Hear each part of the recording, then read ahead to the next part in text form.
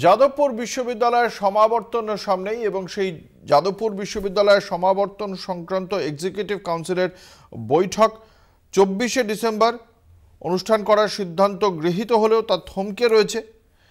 কারণ এই বিষয়ে এখনো পর্যন্ত আচার্য তথা রাজ্যপাল সিভি আনন্দ বোসের অনুমতি এখনো পর্যন্ত পাওয়া যায়নি।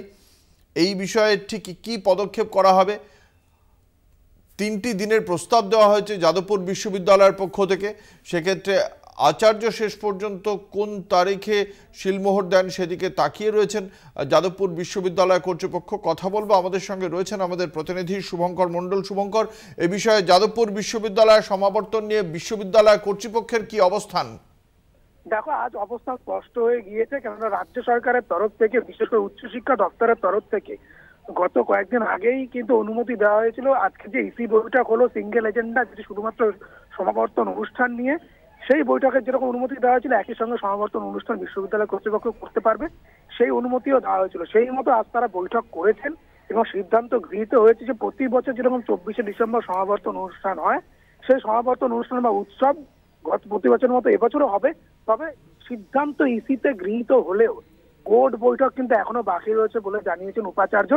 এবং এখানেই কিন্তু সব থেকে বড় বিষয় যে রাজ্যের তরফ থেকে অনুমতি মিললেও, বিশ্ববিদ্যালয় সিদ্ধান্ত নিয়ে নিলেও, সেই সিদ্ধান্ত কোনো জায়গায় গিয়ে থমকে গিয়েছে শুধুমাত্র আচার্যের কোর্ট বৈঠক যেহেতু এখনো পর্যন্ত হয়নি, এবং কোর্ট বৈঠকে সিদ্ধান্ত বা অনুমতি নেওয়া হয়নি, বা আচার্য এখনো অনুমতি দেননি সিভি আনন্দ বোস যে তারা সমাবর্তন অনুষ্ঠান করতে পারে 24শে ডিসেম্বর। তাই বিশ্ববিদ্যালয় কর্তৃপক্ষ এখন কিন্তু আচার্যের সিদ্ধান্তের ওপরে তারা তাকিয়ে রয়েছে, বা আচার্যের দিকে তাকিয়ে রয়েছে।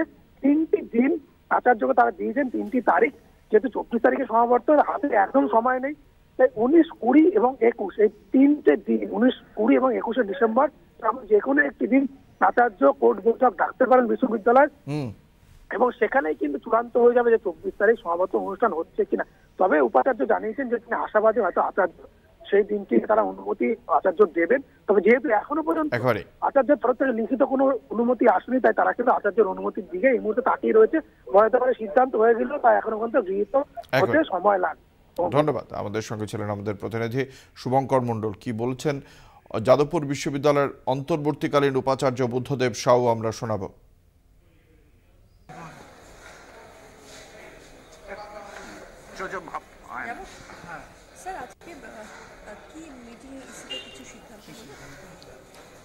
ইসিতে কনভোকেশন নিয়ে যাবতীয় সবই পজিটিভ। আমরা আজকে কি, যদিও এটা 15 দিন বা 15 দিন কেন, তারও আগে ডাকা হয়েছিল এই মিটিং। এখানে 3খানা ইস্যু ছিল: কনভোকেশন, বাজেট এবং এনসি বেঙ্গলের একটা কোর্স কনভার্সন 3 ইয়ার্স থেকে 2 ইয়ার্স MBA কোর্স। তো ওই কনভোকেশনটা আমাদের খুবই